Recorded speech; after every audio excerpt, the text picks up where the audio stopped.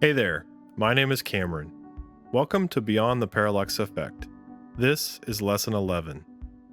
In this lesson, a distortion effect known as the Liquify tool is used to create motion and a little depth in this photo. So let's dive in and get started.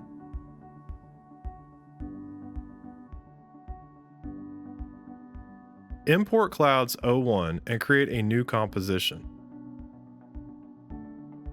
Make the layer 3D and position back in Z-space, about 2500 pixels. Import Clouds 02. Also enable 3D. Use the Mask tool and create a mask that roughly follows the shape of the mountain in this image.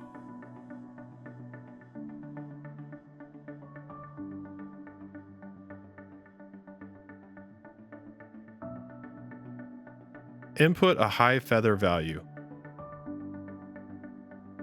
Fine-tune the position so that the image fits nicely into the scene of the background image layer. Create a new 50mm camera. Position it around 5700 on the Z-axis. At the end of the timeline, pull back the camera about 1000 pixels to create a camera truck back.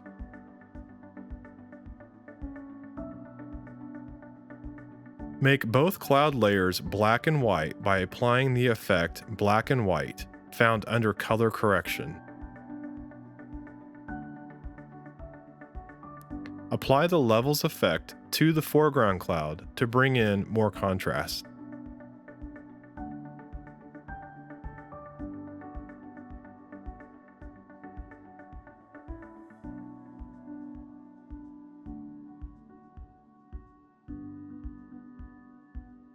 After applying levels, go to Effects, Keying, Extract.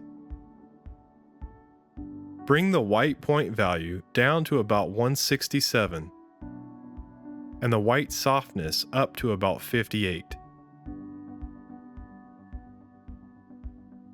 Then add the Roughen Edges effect found under Stylize and apply settings similar to what is seen here.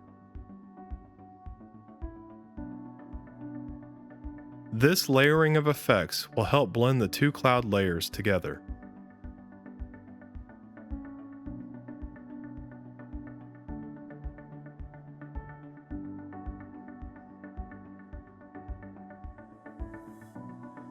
Apply the levels effect to the background cloud layer.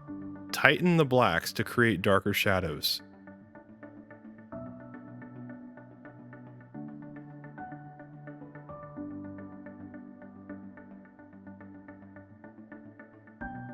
Fine-tune the foreground cloud mask as needed.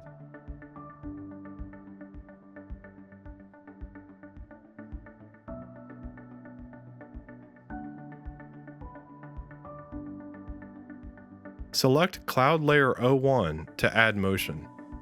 Go to Effect, Distort, Liquify.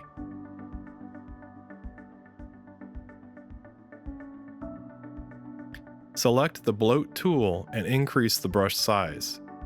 Begin to paint parts of the background cloud layer. This is done by clicking and holding for a second or two, and then releasing. Parts of the cloud image that are painted will start to look like they are moving towards camera. Overdoing this effect can look fake, so be selective in what areas of the cloud are painted.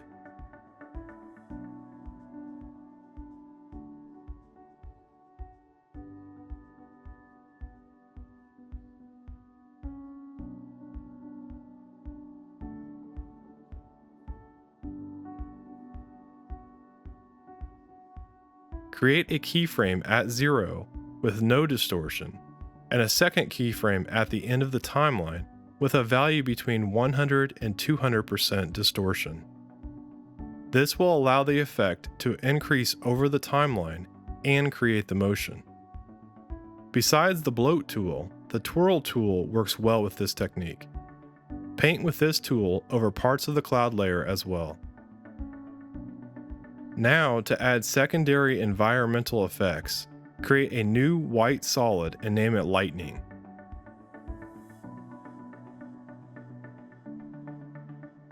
Add a circular mask to the layer and feather very high, around 800.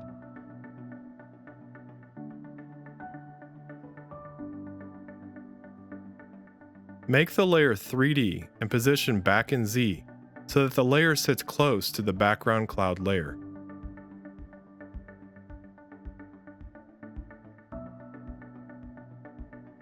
To this layer, apply the turbulent displace effect. Increase the amount and complexity.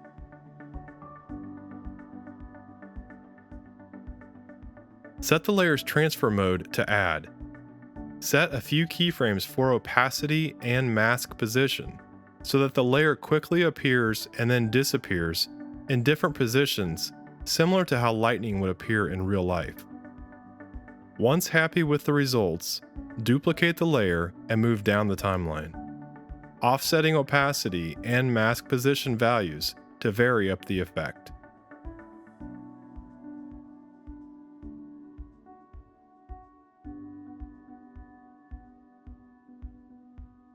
Create a second solid and name this layer Bolts.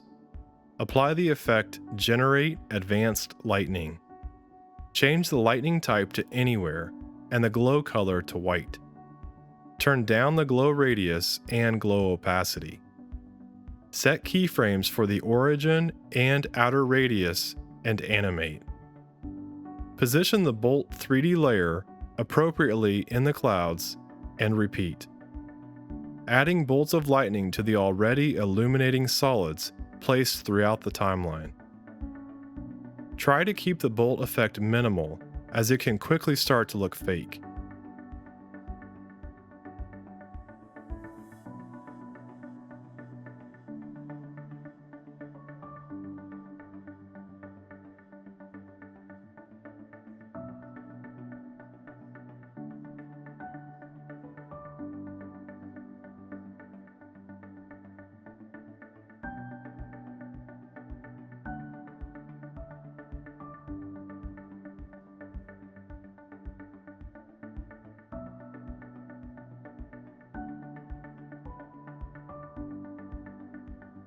Create a new HD output comp.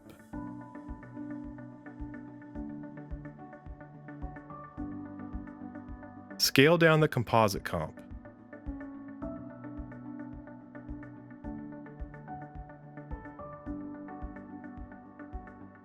Add a grain adjustment layer.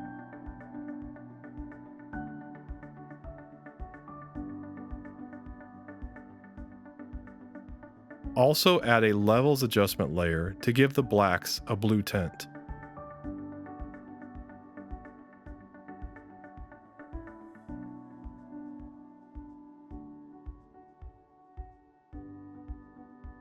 The levels effect also introduces some silver in the grays in the black and white look.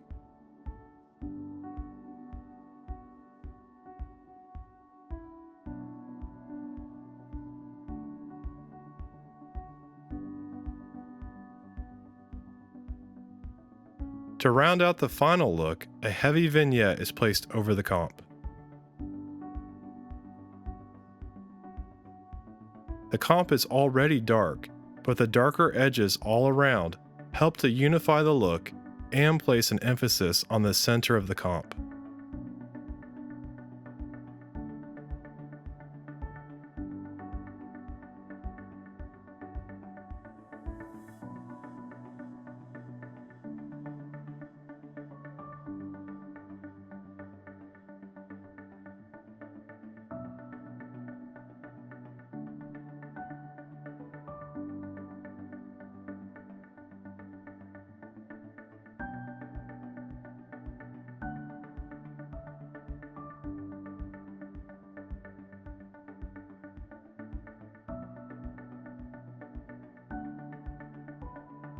This wraps up Lesson 11 on the Liquify tool, a tool that if used sparingly can create some very interesting motion in stills.